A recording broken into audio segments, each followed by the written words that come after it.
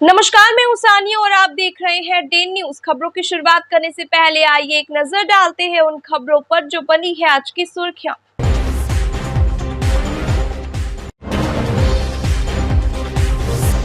बेटी के साथ हो रहे छेड़खानी का विरोध करने पर मंचलों ने मां पर धारदार हथियार से कर दिया हमला।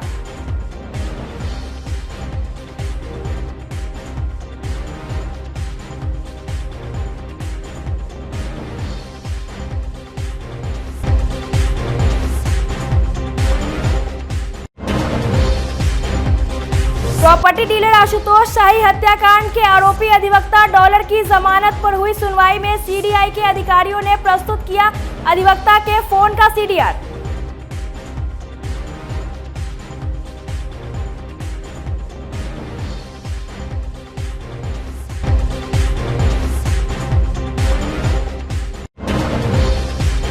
और तुर्की के सुमेरा में दो पक्षों के बीच हुई झड़प के बाद से तनावपूर्ण माहौल, गांव में कैंप कर रही है पुलिस।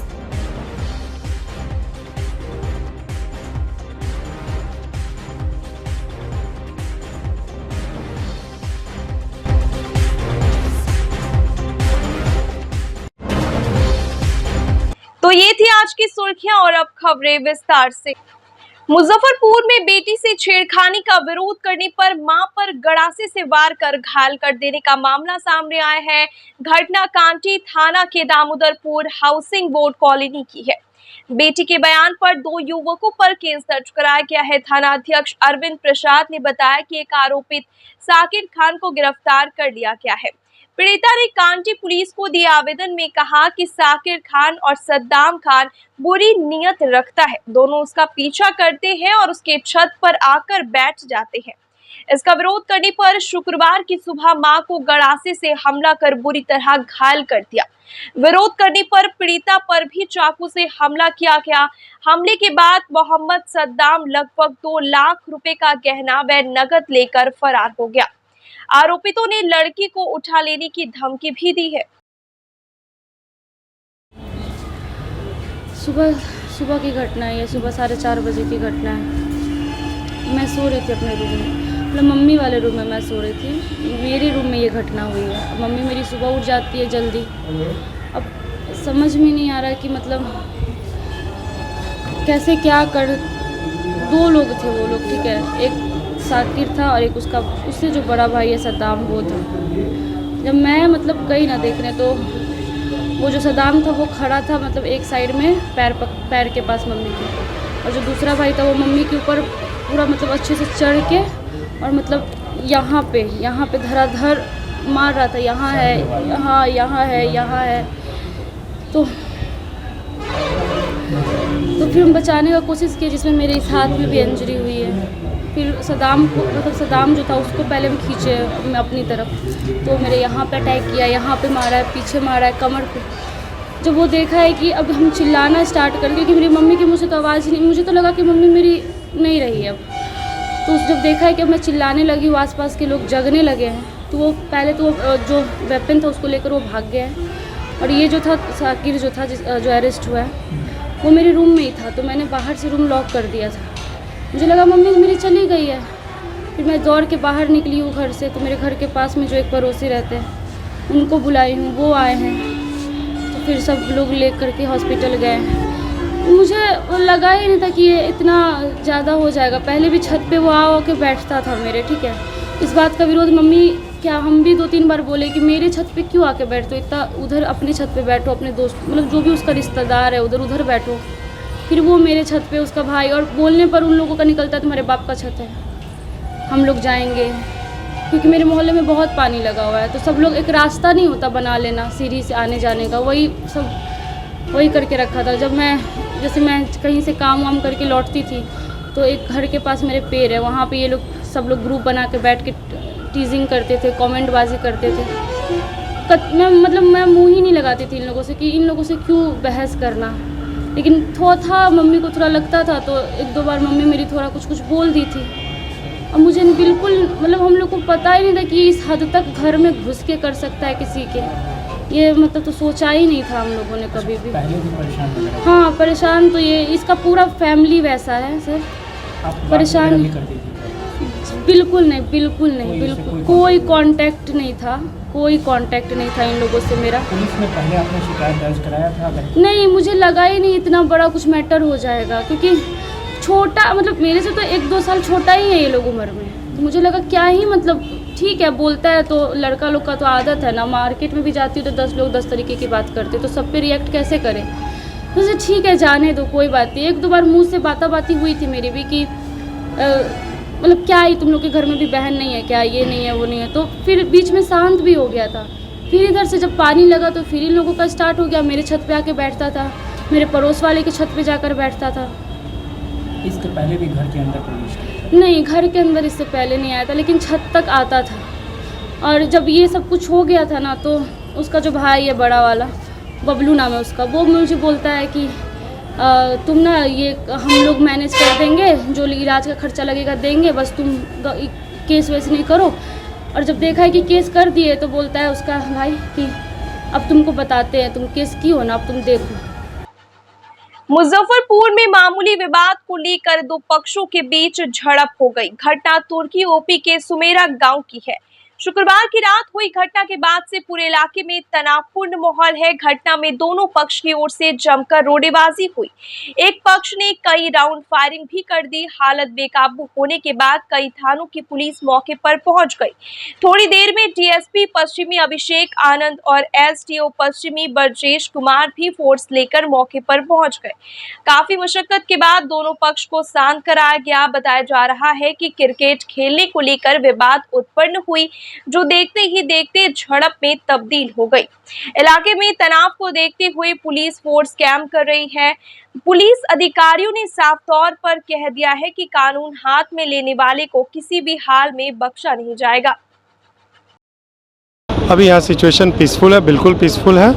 और जो इनकी आपस में कुछ शिकायतें हैं उसके लिए भी कल सुबह हम लोग बैठेंगे और इसको मिलजुल के इसको सॉल्व किया जाएगा। जो न्याय उचित होगा वो हो जाएगा। तो मामला क्या होगा, पूरा क्या था?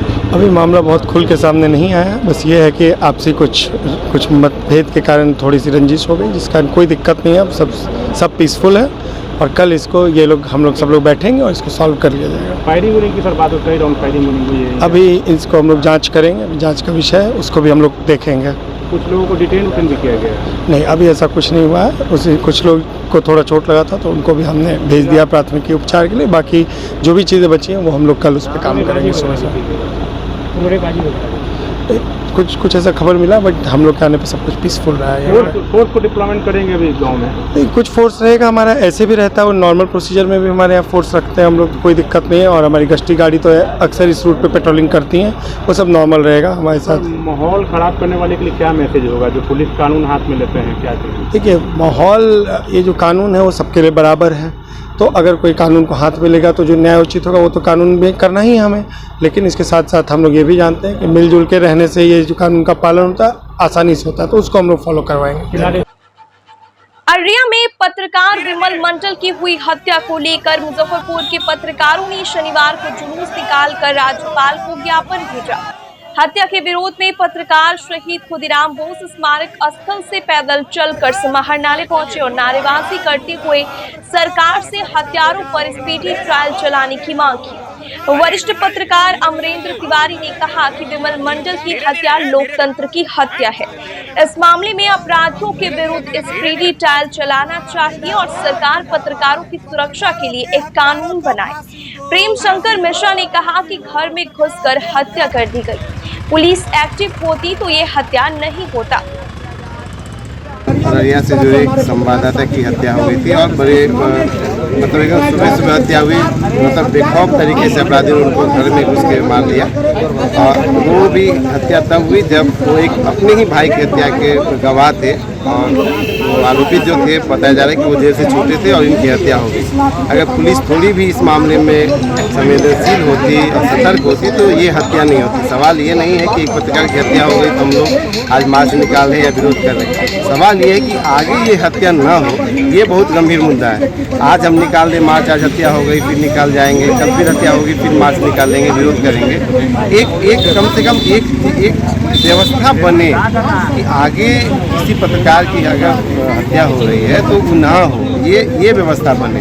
हम हर दिन रोज़ मार्च निकालने के लिए नहीं ना है, हम लोग खबर लिखने के लिए, हम लोग निर्भीक तरीके से खबर लिख सकें, इसकी व्यवस्था बने। अगर इस तरह की हत्या होगी तो कोई ना तो खबर लिख पाएगा, तो हमारा जो चौथा स्तंभ है वो लोकतंत्र का वो खतरे में रहेगा। तो सरकार को ये व्यवस्था देनी चाहिए, पुलिस को भी ये सुनिश्चित करना चाहिए कि आगे से इस तरह की हत्या पत्रकारों की ना हो।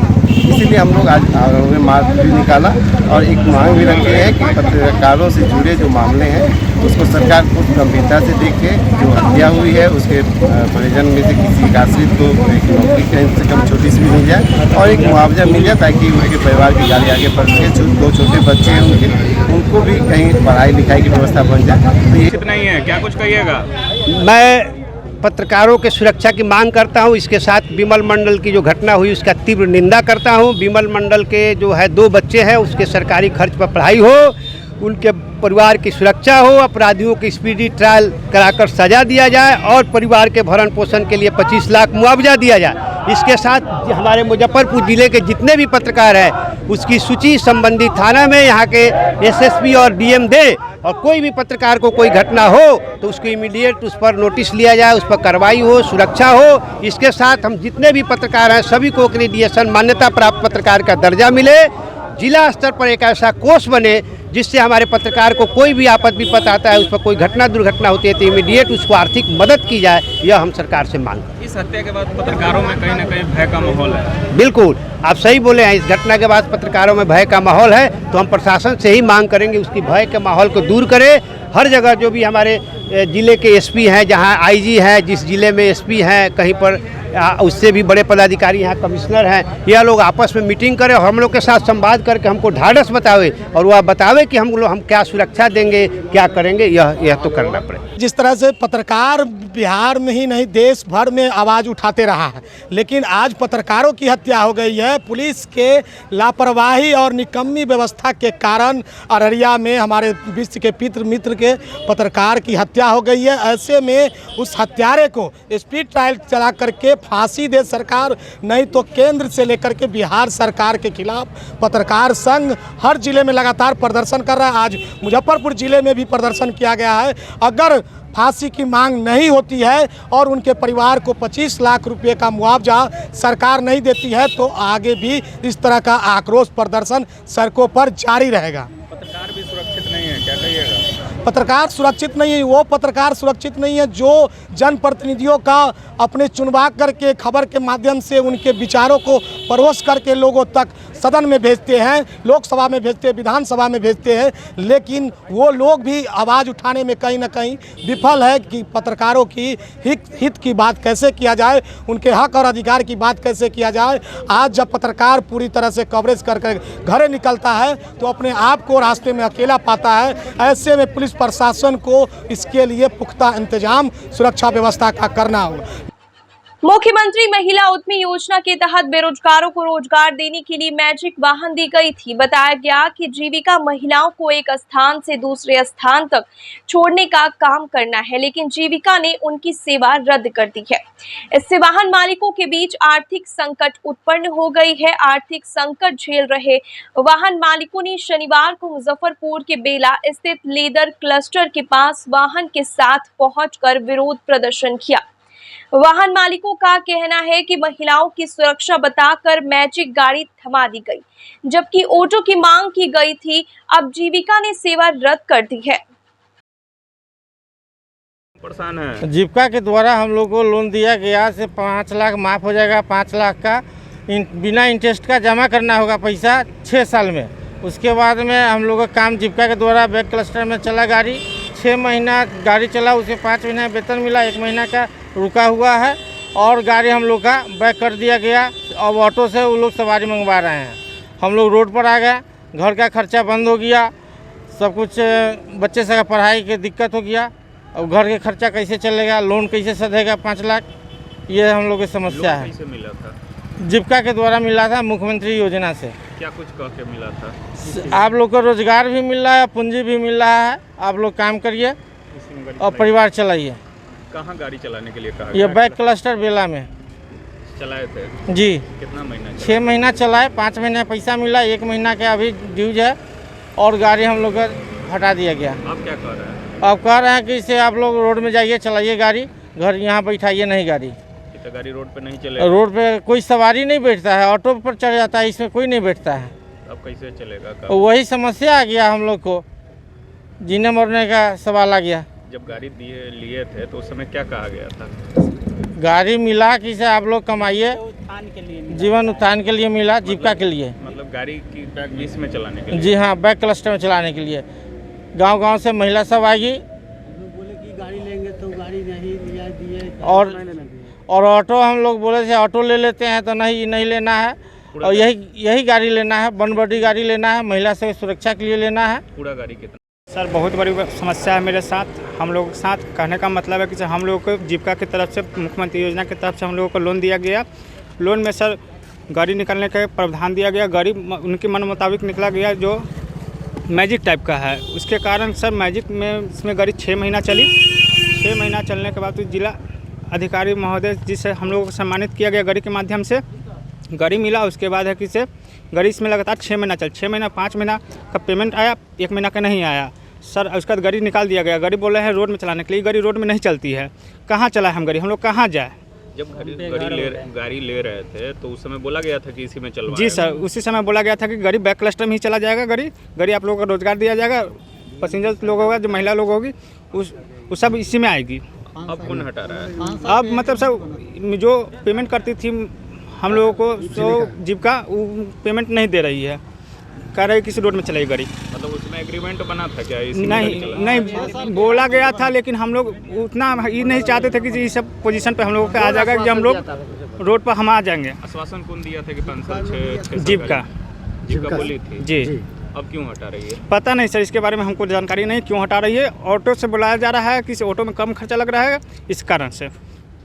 तो अब आप लोग गाड़ी लोन पे लिए हैं, तब कुछ क्या कीजिए? सर यही तो बोले हैं, रोड पे आ गए, अब इसके बारे में हम क्या कर सकते हैं सर? बाल बच्चा सब भूखे रहेगा, घर परिवार कैसे चलेगा? लोन नहीं सद पाएगा, कहाँ से हम लोग करेंगे? क्या चाहते हैं आप? हम लोगों से सर यही मांग है कि जो माननीय अधिकारी जी से कि हम लोग की गाड़ी इसी में चलाया जाए। रोजगार थे, हम सबको रोजगार मिला गया, और सारी बात वो लोग बोले हैं। उसमें मेरा ये कहना है कि हम लोग बाहर थे और बाहर का नौकरी छोड़ के यहाँ पर आए थे, और यहाँ का भी छन है कि अब हम लोग कहाँ जाएंगे, इसका निर्णय किया जाए। बस हो क्या गया। हुआ? ये हो गया कि हम लोग बाहर काम करते थे, यहाँ का भी काम छूट गया, वहाँ का भी काम छूट गया। रोड पर है, अब सरकार की तरफ से जो हो, हम सबको लोन माफ़ हो जाए, गाड़ी अपना जो चल रहा है या तो चला जाए ना तो गाड़ी लोन माफ़ हो जाए। क्या कुछ कह के गाड़ी मिला था लोन? मिला था कि रोजगार है, आप बेरोजगार है, रोजगार मिल जाएगा। बाहर से यहाँ पत्नी बाल बच्चा के साथ में खुशी थे, अच्छा से कोई दिक्कत नहीं था, पहले से सुखी संपन्न थे। फिर पहली वाला घटना हो गया, जैसे कि तैसे हो गया, गाड़ी हटा दिया। गाड़ी हटा गया, कुछ है नहीं, न गाड़ी चल रहा है, न कोई रोजगार है, बेरोजगार होकर बैठे हुए हैं। तो लोन कैसे सताइएगा? वही बात का तो कहना है कि लोन जब गाड़ी नहीं चलेगा तो लोन कहाँ से आएगा? और हमको लोन है, फिर गाड़ी खिंचाएगा, लोन माफ़ नहीं होगा। या तो लोन माफ़ हो गया जाए, ना तो रोजगार दिया जाए, दोनों में से कुछ किया जाए। ना घर के है, ना घाट के है। क्या कह रहा है जीविका वाले, क्या कह रहा है? वो कह रहा है कि आप लोग गाड़ी चलाइए, सवारी बैठ नहीं रहा है, पैसा कहाँ से आएगा, हम लोन कहाँ से दे देंगे? रोड पर चलाने के लिए? हाँ, रोड पर गाड़ी बोला चलाने के लिए, सवारी बैठ नहीं रहा है, न यहाँ से सवारी बैठ रहा है, न डीजल का पैसा निकल रहा है, कहीं से कोई आमदनी नहीं हो रहा है। उस समय बात कही गई थी कि सारा बात बोला गया था, में चलाना पड़ेगा यहीं पे। यही क्या इसी के परसेंट तो गाड़ी लिया गया था कि सेफ्टी रहेगा, जैसे महिला लोग जाएगी यही गाड़ी लीजिएगा, दूसरा गाड़ी नहीं लिएगा। हमने बोला था कि हम लोग भी ऑटो ले लेते हैं, सस्ता पड़ेगा, तो नहीं यही गाड़ी लेना पड़ेगा, दूसरा गाड़ी नहीं लेना पड़ेगा। इसमें 10 लाख का इंश्योरेंस रहता है, कोई तरह का बात होगा, हमारा भी पत्नी बाल बच्चा सुरक्षित रहेगा, जो महिला लोग जाएगी उसका भी सुरक्षित रहेगा। नीचे से ऊपर तक डीएम साहब बोले मुख्यमंत्री योजना था, वहाँ भी मिला गया 15 लाख, हम सबको मिला 10 लाख रुपया। उन सबका अभी रोजगार चल रहा है, मशीन चल रहा है, हम सब रोड। विश्व फोटोग्राफी दिवस पर शनिवार को पूर्व मंत्री सुरेश शर्मा ने प्रेस फोटोग्राफरों को सम्मानित किया। मौके पर शहर के कई पत्रकार और फोटोग्राफर मौजूद रहे। वरिष्ठ छायाकार देवाशीष दास और राजीव रंजन की अध्यक्षता में विश्व फोटोग्राफी दिवस पर सम्मान समारोह का आयोजन किया गया। मुख्य अतिथि के रूप में कुर्नी विधायक केदार प्रसाद गुप्ता उपस्थित रहे। पूर्व विधायक ने प्रेस फोटोग्राफरों का उत्साह बढ़ाते हुए कहा कि फोटोग्राफरों का कार्य बेहद संजीदा और चुनौतीपूर्ण होता है। फोटोग्राफर संजय गुप्ता, बीपी गांधी, सतीश कुमार, पंकज कुमार, माधव कुमार, दीपक कुमार, आकाश कुमार, संदीप कुमार, विक्रम सिंह राजपूत, अभिषेक कुमार, स्वराज श्रीवास्तव, कुमार उत्तम सहित कई अन्य छायाकार और पत्रकारों को सम्मानित किया गया। विश्व छाया 184 विश्व छाया दिवस है।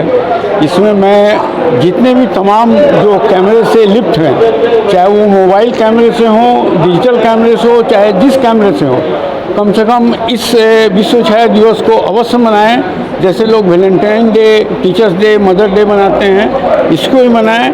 एक छाया हजारों शब्दों को समेटी रहती है, एक छाया जो है अनेक शब्दों को बयां करती है। हम लोगों का फोटो बराबर लेता था कि इधर घूमिए, इधर ताकिए, तब फोटो खींचेंगे। आज हम लोग उनको स्वागत किए, इससे बड़ी प्रसन्नता का दिन और कुछ नहीं हो सकता है। उनका फोटो भी हम लोग खिंचवाए हैं आज उनको स्वागत कर करके।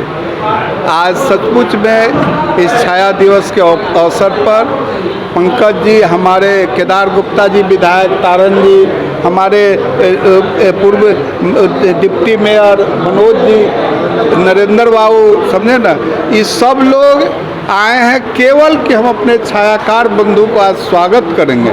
हम लोगों को आज भाषण नहीं करना है, हम लोगों को सिर्फ आपका स्वागत करना है, ताकि आपको देखते हैं कि कितनी परेशानी से दौड़ दौड़ करके और समस्या का निदान के लिए फ़ोटो लगाते हैं, हर जगह जाते हैं। एक दिन में 4-4, 10-10 जगह दौड़ना होता है, दौड़ते हैं और तब जा कर के वो फ़ोटो निखरता है तो जनता के बीच संवाद जाता है और वह संवाद से देश की सुरक्षा होती है, देश की भलाई होती है, हम लोगों का भी भलाई होता है। ऐसे कार्य करने वाले जो हमारे फोटोग्राफर हैं, उनको मैं तहे दिल से धन्यवाद देता हूँ, आशीर्वाद देता हूँ और चाहता हूँ कि यह छाया दिवस हर साल मने और जितने भी हमारे भाई आज छूट गए भी हुए हैं, वो सब लोग भी अटल सभागार में आवे और उनका स्वागत हम लोग हृदय से करेंगे। इन्हीं सीनियर सिटीजन काउंसिल के महामंत्री त्रिलोकी प्रसाद वर्मा ने बताया कि 21 अगस्त को अंतर्राष्ट्रीय सीनियर सिटीजन डे के अवसर पर मुजफ्फरपुर के छाता चौक स्थित चित्रगुप्त एसोसिएशन के सभागार में निःशुल्क मेगा चिकित्सा स्वास्थ्य जांच शिविर का आयोजन किया जाएगा, जिसका उद्घाटन civil surgeon doctor Umesh Chandra Sharma करेंगे। शनिवार को आयोजित प्रेस वार्ता में एचएल गुप्ता ने बताया कि शिविर में होम्योपैथ, आयुर्वेदिक, एलोपैथिक और यूनानी चिकित्सा पद्धति के चिकित्सक मौजूद रहेंगे। दवाइयां भी शिविर में निःशुल्क उपलब्ध कराई जाएगी। प्रेस वार्ता में सीनियर सिटीजन काउंसिल के रामानंद प्रसाद सिंह, रमेश प्रसाद श्रीवास्तव, सुरेंद्र प्रसाद सिंह, नरेश चौधरी, देवेंद्र श्रीवास्तव, प्रेम कुमार वर्मा सहित काउंसिल के कई सदस्य मौजूद रहे।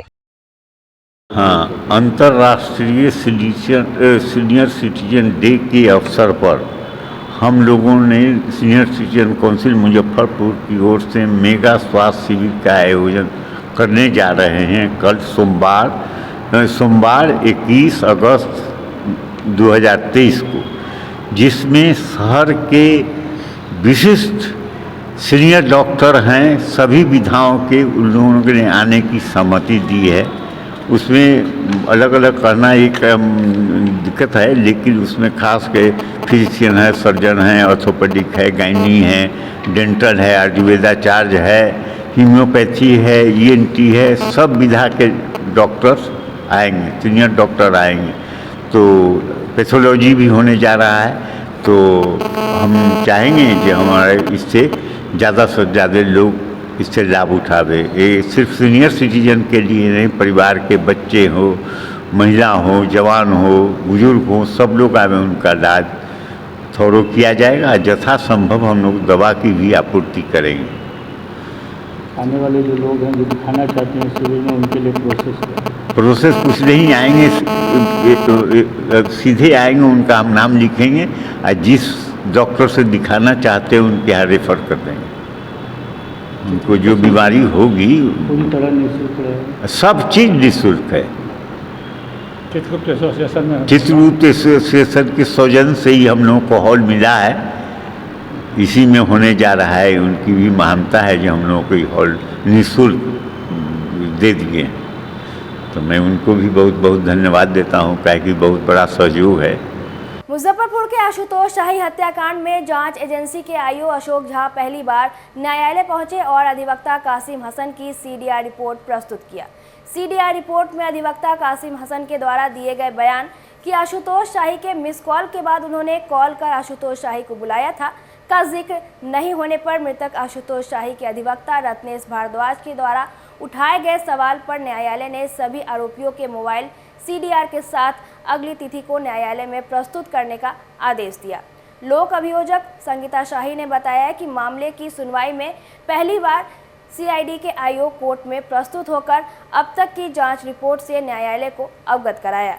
न्यायालय ने सुनवाई की अगली तिथि 16 सितंबर को दी है। अपर जिला एवं सत्र न्यायाधीश श्री अनिल कुमार ठाकुर जी के न्यायालय में सैयद कासिम हसन उर्फ डॉलर की अग्रिम जमानत याचिका पर आज गुणदोष के आधार पर सुनवाई हुई। पूर्व की तिथि को अनिल कुमार ठाकुर एडीजे 14 ने आदेश किया था कि सीआईडी के अनुसंधानकर्ता सभी उपलब्ध साक्ष्यों को लेकर केस डायरी के साथ पोस्टमार्टम रिपोर्ट के साथ न्यायालय में स्वयं प्रस्तुत हों, सदैव हाजिर हों।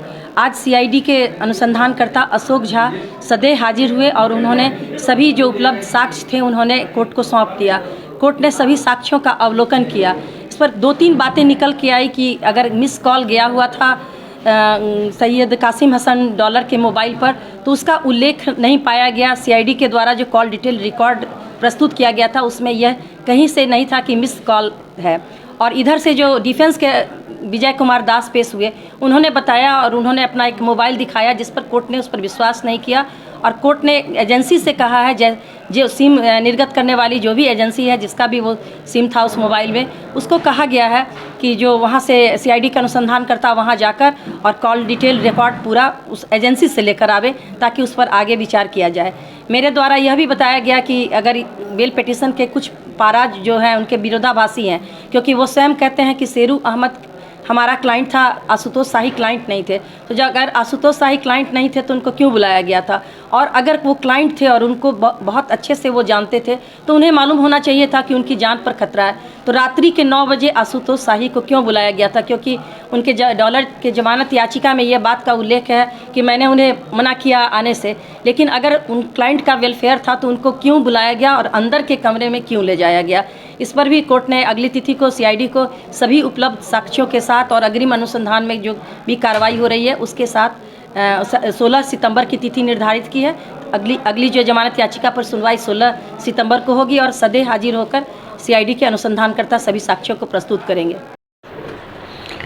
आज मामले की सुनवाई में पिटिशनर के द्वारा बहस किया गया और बहस में यही कहा गया कि मृत्यु की तिथि से एक दिन पूर्व शाही जी का कॉल आया था, मिस कॉल हो गया था और उस दिन भी मिस कॉल हो गया था।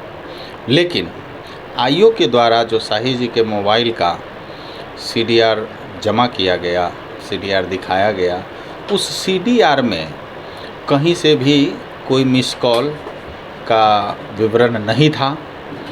उसके बाद विद्वान न्यायाधीश महोदय के द्वारा यह कहा गया कि भाई मिस कॉल का कोई अलर्ट आता है कि नहीं सीडीआर में।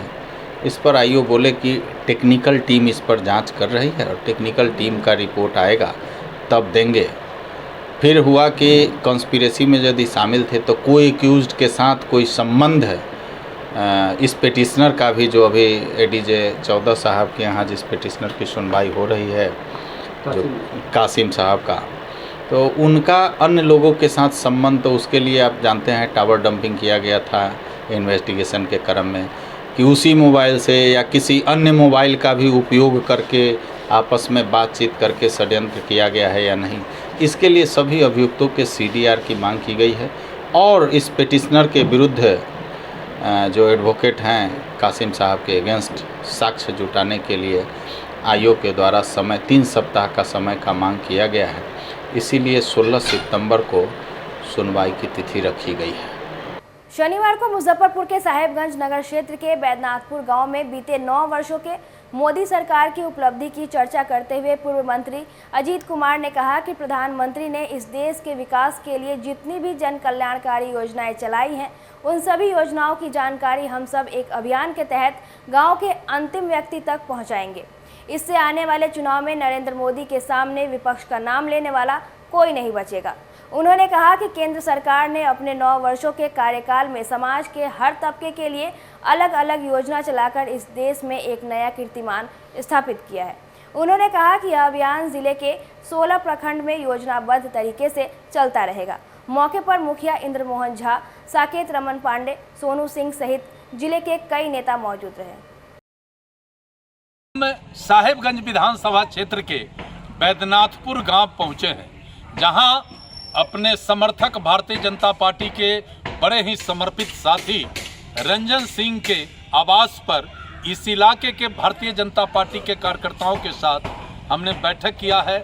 इस बैठक में पार्टी के द्वारा केंद्र सरकार के 9 वर्षों की उपलब्धि आम आवाम तक ले जाने का जो कार्यक्रम है, उसके तहत समाज के सभी वर्ग के लोगों के साथ हमने चर्चा किया है।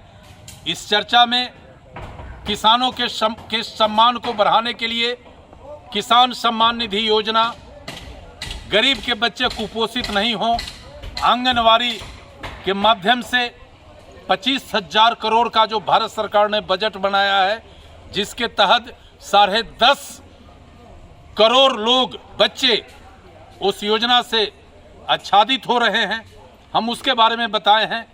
हम प्रधानमंत्री आवास योजना के बारे में लोगों से चर्चा किया है, जल संरक्षण के बारे में लोगों से चर्चा किया है, किसानों का आय कैसे बढ़े हम इस पर चर्चा किया है, समाज के गरीब तबके के लोगों का मान सम्मान कैसे बना रहे, कैसे बढ़े, हम इस पर चर्चा किया है। और भारतीय जनता पार्टी के आदरणीय प्रधानमंत्री श्री नरेंद्र मोदी ने जो भारत को दुनिया के सामने एक सशक्त और गौरवशाली देश के रूप में जो प्रस्तुत किया है, हम इसके बारे में व्यापक चर्चा किया है। और लोगों ने स्वीकारा है कि हमारे प्रधानमंत्री पिछले 9 वर्षों के कार्यकाल में जो इस देश के लिए किया है, इसका जोर अभी तक नहीं है।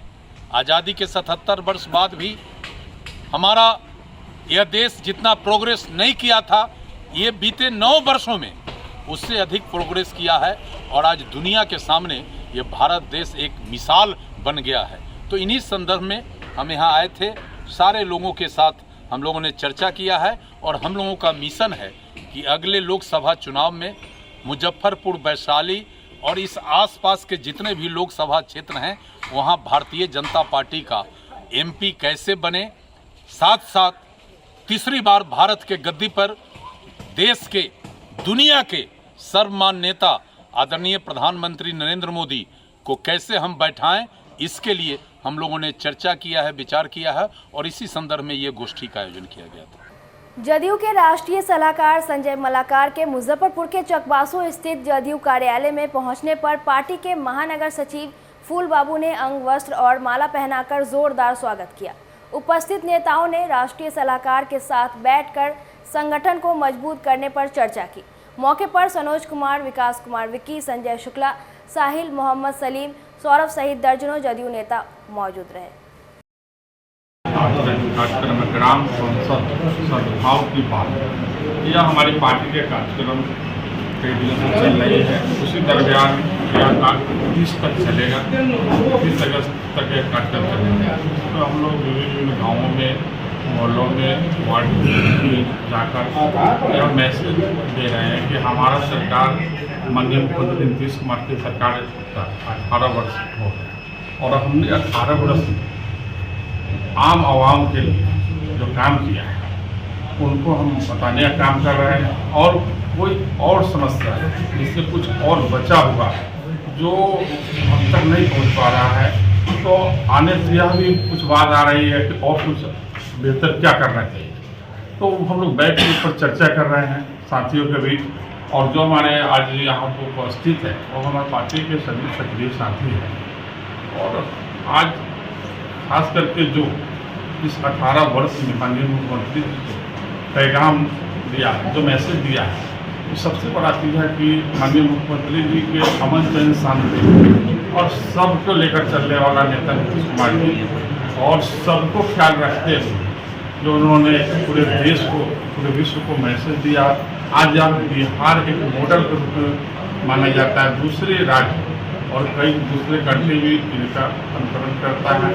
और हम लोग भी चाहते हैं कि आज बिहार के लोग रहने वाले हैं, जो विगत हमारी सरकार आने के पहले बहुत उपेक्षित महसूस करते थे, यहाँ तक कि बिहारी बताने पर भी वो उनको सब महसूस करते थे। लेकिन आज दावे के साथ हम कह रहे हैं कि माननीय मुख्यमंत्री श्री नीतीश कुमार के कार्यकाल में हम सब गर्व से कहते हैं, सीना ठोक के बोलते हैं कि मैं बिहार से हूँ और मैं बिहारी हूँ। यह बहुत बड़ा सम्मान है हम लोगों के लिए। और ख़ास जो है हमारे साथी यहाँ उपस्थित अब जब लोग चर्चा अभी कर ही रहे हैं, जो 18 वर्ष में जिस शिक्षा के क्षेत्र में बात करें, बिजली की सड़क पर, यानी जिस क्षेत्र में हम जाएँ, नल जल योजना की जो काम हुआ है, गांव-गांव को रोड पक्की सड़क से जोड़ा गया है, उस पर हम लोग चर्चा कर रहे हैं। और संगठन की मजबूती आगामी 2024 और 25 हमारा लक्ष्य है। 2024 में केंद्र सरकार जो निकम्मी सरकार है, उसके खिलाफ हम लोग बिगुल ठोकेंगे और उसको केंद्र के कुर्सी से उतारने का काम करेंगे। हम लोगों ने इंडिया का गठन किया है, पूरे देश में यह कार्यक्रम चलेगा और माननीय नीतीश कुमार जी के नेतृत्व में अगली सरकार बनाने का काम करेंगे। संजय मालेकार आए हुए थे, ये प्रदेश अध्यक्ष हैं नीतीश जी का पार्टी के, और हम लोग महासचिव बने हैं, ठीक है। उसी के हम लोग समझौता के लिए और समझाने के लिए कि किस तरीक़े से चलना चाहिए और समाज में किस तरीक़े से बदलाव होना चाहिए, उस तरीके से हम लोग आए हैं बताने के लिए। किस बात पे क्या चर्चा चली है आज? किस बात चर्चा चली है कि समाज में जो बीजेपी की सरकार ने जो गलती कर चुकी है, उसको सुधार करने के लिए हम लोग चले हैं। क्या लग रहा है, संगठन और मजबूत हुआ है? जी, संगठन बहुत मजबूत होगा। 24 के चुनाव में पता चल जाएगा कि हम लोग बीजेपी की सरकार को हटाना है और नीतीश जी का सरकार को बनाना है। केयर हेल्थ इंश्योरेंस कंपनी की ओर से शनिवार को मुजफ्फरपुर के पानी टंकी चौक पर ओम शांति कॉम्प्लेक्स स्थित कार्यालय में निःशुल्क स्वास्थ्य सेवा शिविर का आयोजन किया गया। कैंप में मीनाक्षी हॉस्पिटल एवं ASD आई हॉस्पिटल के हृदय, छाती एवं किडनी रोग विशेषज्ञ डॉक्टर अविरल शाह, स्त्री रोग विशेषज्ञ डॉक्टर इतिश्री, डॉक्टर इल्ताफ आलम एवं वरिष्ठ नेत्र चिकित्सक डॉक्टर राकेश कुमार ने मरीजों का स्वास्थ्य परीक्षण कर उचित परामर्श दिया। मौके पर उपस्थित टेक्नीशियनों में सोनी कुमारी, दीपक कुमार, अमित पांडे, गौतम पांडे और सोनू प्रमुख थे। 350 से अधिक लोगों ने ECG, आंख जांच, खून जांच, BP, मधुमेह जांच, किडनी जांच सहित अन्य जांच कराया। इस अवसर पर कंपनी के senior area head Rohit Ranjan ने बताया कि केयर हेल्थ इंश्योरेंस का क्लेम सेटलमेंट देश में सर्वाधिक है। सर्वाधिक नेटवर्क हॉस्पिटल वाली कंपनी के साथ सबसे कम कीमत पर पूरे परिवार के लिए हेल्थ इंश्योरेंस प्लान उपलब्ध करा रहे हैं। बिजनेस एजेंसी मैनेजर संध्या कुमारी ने बताया कि ग्राहक अपनी समय उपलब्धता के अनुसार कभी भी स्वास्थ्य जांच के लिए ऑनलाइन समय ले सकते हैं। हेल्थ केयर कंपनी के तरफ से उसके ग्राहकों के लिए स्वास्थ्य जांच की जो सुविधा की गई है, उसके लिए इस कंपनी के जो यहाँ के मैनेजर्स हैं और जो स्टाफ हैं, उनका तहे दिल से शुक्रिया है कि समय समय पर अपने ग्राहकों का स्वास्थ्य जांच करने से ग्राहक की एक भावना भी इसमें जुड़ी रहती है कंपनी के साथ कि ये कंपनी मेरा ख्याल रखती है, मेरे स्वास्थ्य की जांच करती है, और इससे वो आदमी जो भी ग्राहक हैं वो रिव्यू देते हैं, उससे ग्राहकों की संख्या बढ़ती है। इस कंपनी को इस कार्य के लिए बहुत बहुत आभार। इसी तरीके से अपने काम को करते रहे, उज्ज्वल हो इसकी कामना करता हूँ मैं। हाँ, हम लोग केयर हेल्थ इंश्योरेंस की तरफ से अपने शहर मुजफ्फरपुर में एक हेल्थ चेकअप कैंप का आयोजन किए हैं, जिसमें इस शहर के जो भी हमारे उपभोक्ता हैं वो लाभान्वित हो सके इस हेल्थ चेकअप के थ्रू। तो उनकी सुविधा के लिए हम लोग इस कैंप का आयोजन किया। आज का आयोजन है कि हमारे जितने भी पार्टनर्स हैं, चैनल पार्टनर्स हैं, जो यहाँ पे काम करते हैं, जो कस्टमर्स हैं हमारे, जो हम लोगों से अभी तक जुड़ चुके हैं, उन सबों के लिए फ्री हेल्थ चेकअप की व्यवस्था की गई है, जिसमें कि उनका ब्लड फास्टिंग, ECG और डॉक्टर्स वगैरह जो हैं, जो स्पेशलिस्ट डॉक्टर हैं, जिनसे उनके स्वास्थ्य का जांच हो सके। साथ ही साथ हम लोग आँख वगैरह जांच का भी सेटअप लगवाए हैं ASD हॉस्पिटल के साथ और मीनाक्षी सुपर स्पेशलिटी हॉस्पिटल के साथ। ठीक है। तो ये मतलब हमारे कस्टमर्स का, हमारे पार्टनर्स का, जो लोग हमारे साथ जुड़े हुए हैं, उनका कॉन्फिडेंस कि हमारे ब्रांड के ऊपर आ सके, ज़्यादा से ज़्यादा लोग हमारी कंपनी के साथ जुड़ सके, ठीक है, और मतलब अपने परिवार को एक आर्थिक सुरक्षा की तरफ आगे भेजे, क्योंकि आज के डेट में चिकित्सा जहाँ जितना खर्चीला होते जा रहा है धीरे धीरे, ठीक है, तो हमारी पॉलिसी जो है मतलब बेसिकली वो कैशलेस रिम्बर्समेंट सारे प्लेटफॉर्म पे यूज करता है, और इंडिया भर में लगभग 22,000 हॉस्पिटल हम लोगों से टाई अप है। मुजफ्फरपुर में भी लगभग बहुत जितनी भी बड़ी हॉस्पिटल्स हैं, सुपर स्पेशलिटी हॉस्पिटल्स वगैरह जितनी भी हैं, वो सारा के सारा टाई अप्स है। तो ये आयोजन इसीलिए है कि हमारे मतलब जो ग्राहक हैं, उन जो पार्टनर्स हैं, जो हम लोग से जुड़ चुके हैं, उन लोगों का कॉन्फिडेंस हमारे प्रति और हमारे मतलब ऑर्गेनाइजेशन के प्रति आ सके, वो लोग स्वस्थ रह सकें। स्वस्थ आदमी मतलब ज़्यादा कुछ अपने लिए आगे अर्जित कर पाता है, अपने लिए भी, समाज के लिए भी और संस्था के लिए भी। Rohit Ranjan, senior area head. विश्व छायाकार दिवस पर शनिवार को उत्तर बिहार छायाकार संघ की ओर से आयोजित समारोह का उद्घाटन महापौर निर्मला साहू ने दीप प्रज्वलित कर किया। उत्तर बिहार छायाकार संघ के संरक्षक शैलेंद्र चौबे ने उत्तर बिहार छायाकार संघ के कार्यकारिणी एवं सदस्यों के योगदान की प्रशंसा करते हुए उनके पिछले समाज सेवी एवं छायाकार सहायतार्थ किए गए अनेक कार्यों की समीक्षा प्रस्तुत की एवं आगे और अच्छा करने के लिए शुभकामनाएं दी। मौके पर पप्पू, सुमन सिंह, कुंदन कुमार, धीरज कुमार, कमलेश कुमार, अमरनाथ जायसवाल, राकेश सिन्हा एवं गौरव चौधरी समेत उत्तर बिहार छायाकार संघ के सैकड़ों सदस्य उपस्थित रहे।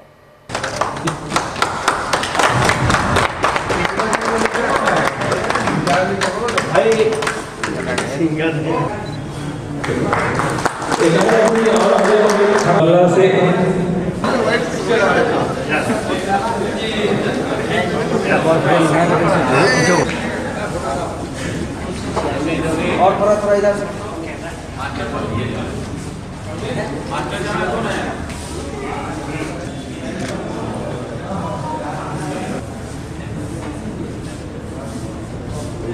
हमारे पुराने हैं उनका रिन्यूअल भी आज ही से शुरू होता है, मतलब 19 अगस्त से 18 अगस्त ही सेशन चलता है। तो जो रिन्यूअल कराना चाहें, बार बार दिए आए, बार बार दिए आए, तुमने हजारों साल इतिहास में जो ऐसी बहुत सारी घटना हुई है, बहुत सारी ऐसी जिसको लोगों को जानकारी नहीं है, तो आप लोग के माध्यम से उस तस्वीर को जो है हम लोग की आने वाली पीढ़ी भी जानेगी, देखेगी, समझेगी। आज की खबरों में बस इतना ही। कल फिर मिलेंगे कुछ नई खबरों के साथ। तब तक के लिए डे न्यूज परिवार को दीजिए इजाजत। नमस्कार।